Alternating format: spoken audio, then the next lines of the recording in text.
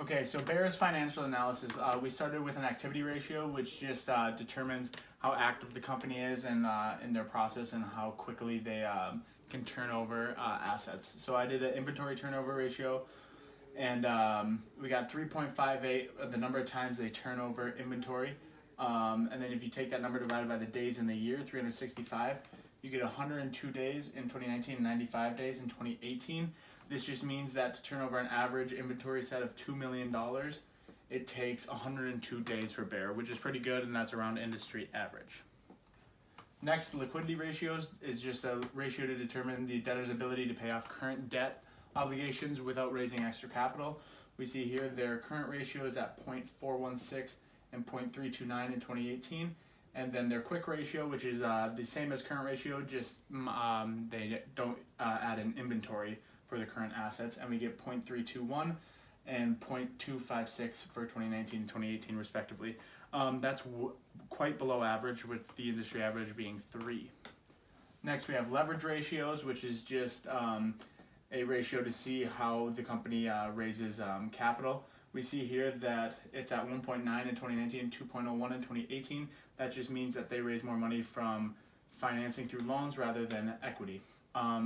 This profitability ratio, which is just gross margin, which is gross profit divided by net sales times 100, just to get the percentage. We get 43.89 and 46.27 in 2019 and 2018 respectively. Those are around industry average, with the average being around 50%. Next, we will look at recommendations for top management at Bayer. First, attempt to change how the company raises capital in order to become a more liquid entity. This has to do with the leverage ratios and liquidity ratios we talked about.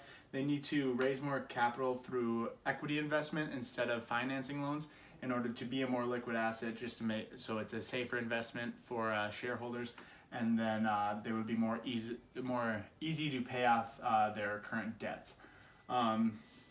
Next, we'll have invest more money into research and development.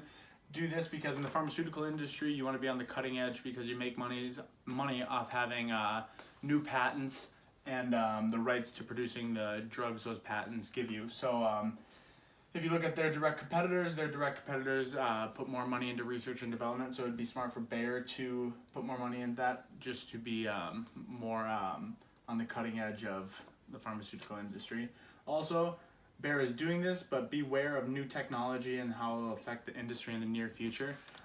With AI technology, Bayer is already investing in that. They need to continue that so that they are the first pharmaceutical industry to really use AI to their advantage to manage their distribution network and their supply chain management, just to lower cost and capture more of the market.